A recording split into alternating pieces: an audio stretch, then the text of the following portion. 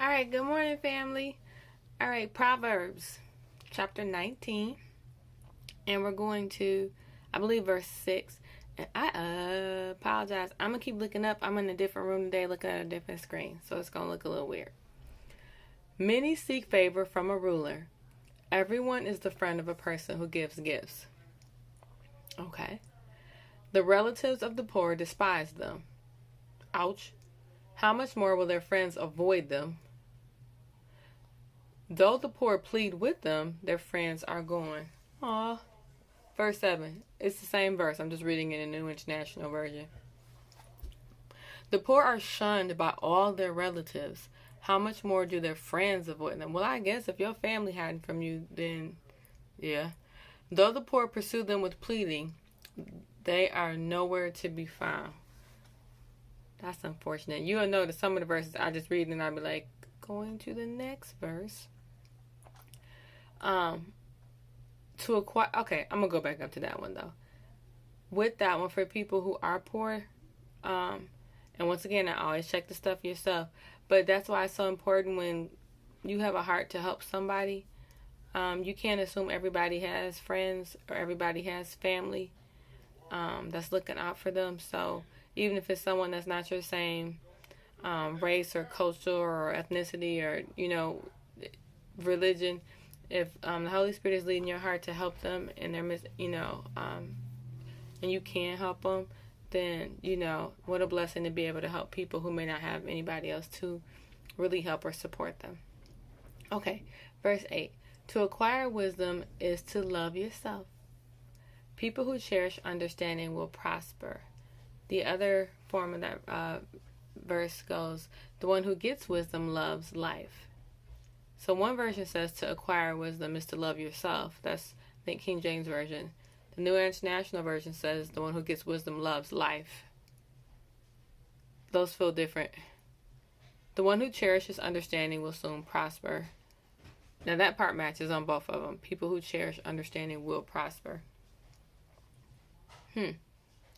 Either way, we know that we're supposed to either get or acquire wisdom.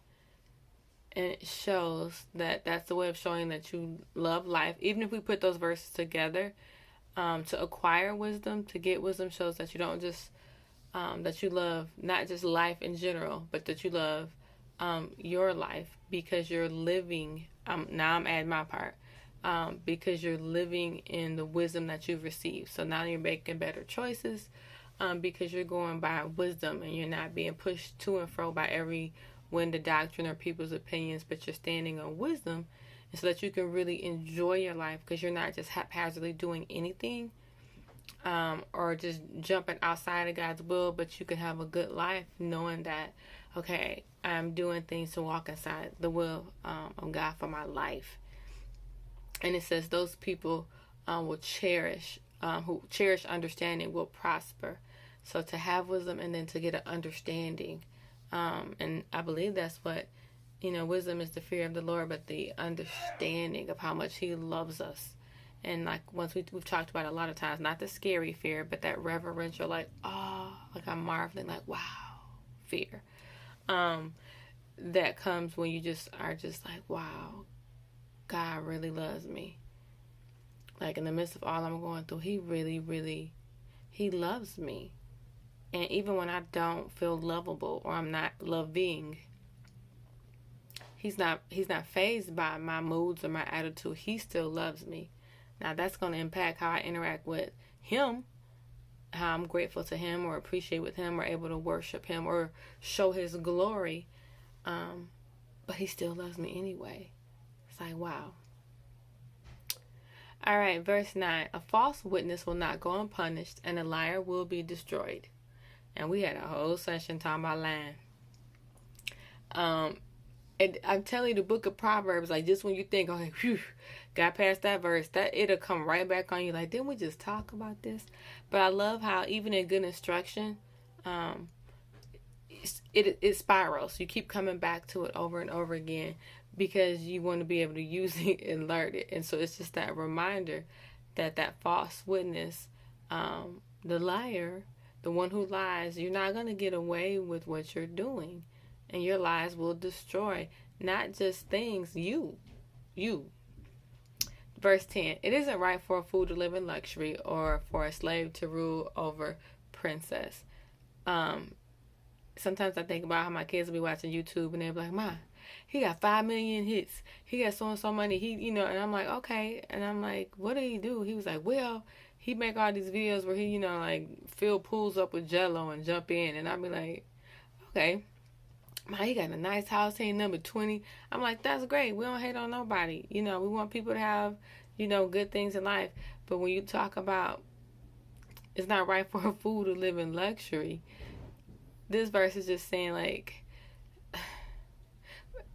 and not even so much this verse, but just the whole book of Proverbs. Like, don't get it tripped up, whereas because you see somebody has a nice house or a nice car or nice clothes, and then it seems like they have a luxurious life, that, all is well. And it's just like, that's just material stuff. And that, we've seen famous people who've had all the things, and yet their heart was hard or empty, or they did not know the Lord. They didn't have hope. They had money, but they didn't have hope. They had a house, but didn't have a home. Or people loved each other and cared for each other, and they could feel safe. They just had this big, immaculate, house. So it's just like making sure that we don't begin to covet the things of the world, realizing that's a bunch of empty stuff anyway. And that instead of looking at what they have, we should be asking the Holy Spirit, how do we give what we have in terms of the gospel to them? How do we give them hope and encouragement? How do we give them the truth of God's grace and mercy? Because we have something, and it's not what someone would consider luxurious, but it's precious and priceless, and we want to be able to share that. All right. Oh, I'm at 7 minutes. Ha! Doing good. Verse 11. Sensible people control their temper. They earn respect by overlooking wrongs. And then the one across from that says, a person's wisdom yields patience. It is to one's glory to overlook an offense. And I think I'll just spend my other last 2 minutes on this one. I'm going to say it again.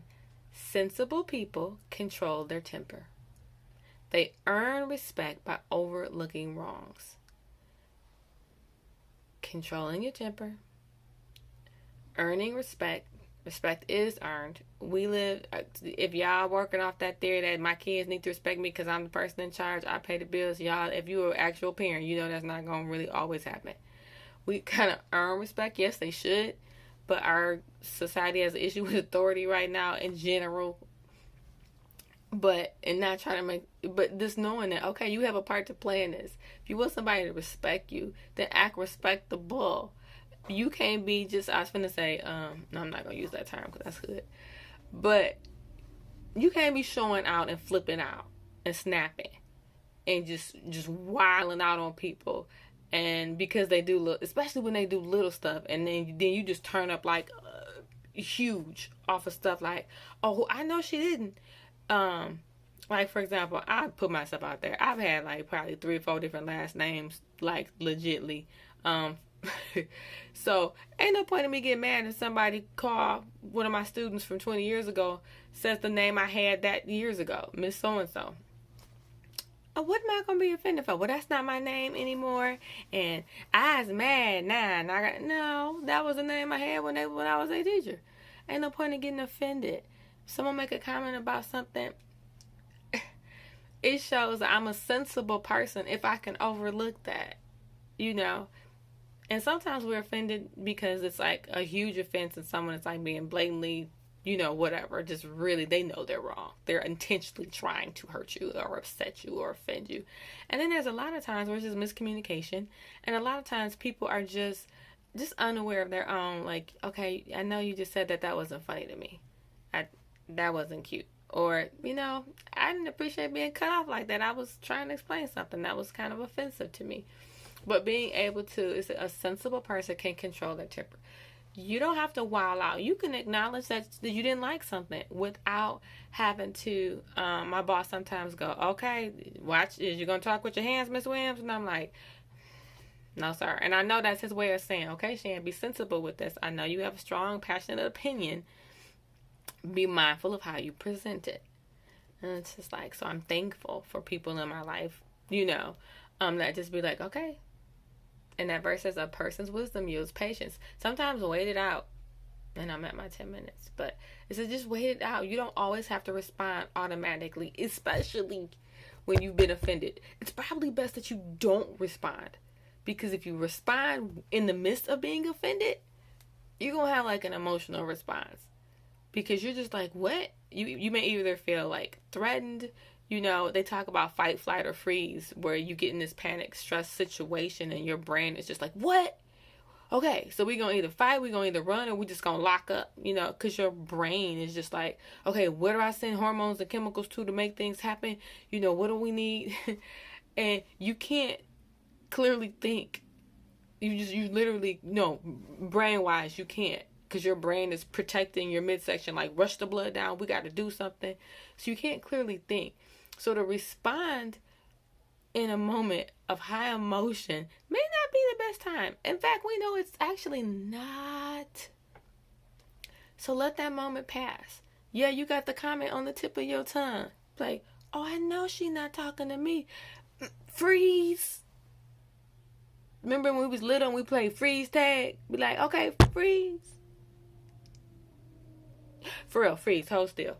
Because you're going to say some stuff and you're going to be just like, oh, I ain't mean to say it like that.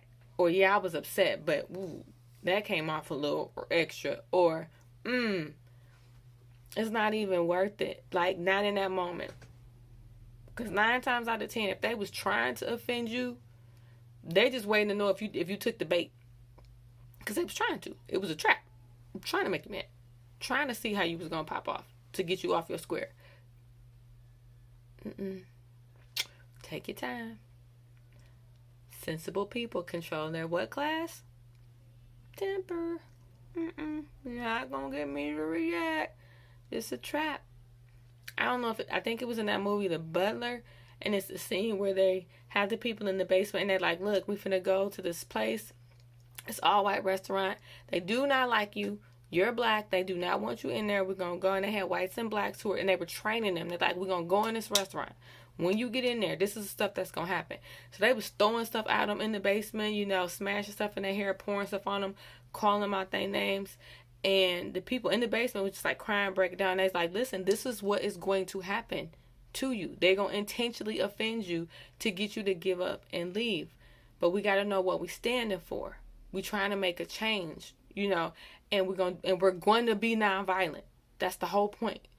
If we resort to violence, none of this would have been worth anything. Nothing will change. And it's kind of like that same thing as a Christian. You got to wake up every morning going, I'm not going to resort to violence. I'm not going to resort to using the enemy's tools to build the kingdom of God. This work. So if they come at me negative, if they come at me mean, if they come at me with all kind of stuff, I can't then give them back what they're giving to me, because that means I'm basically on their team. If I'm using their tools, their strategies, and their weapons, nope.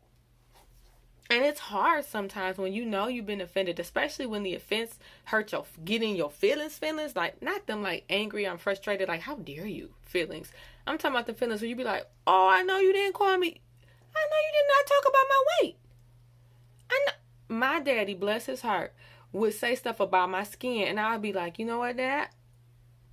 Every time I get a pimple or a breakout, I'm going to need you not to make a comment about it. And he would just be like, well, I'm just saying, you know, you looked all bumped up and run over in the face. I'd be like, wow, Daddy, love you. We're going to talk about something different. We didn't.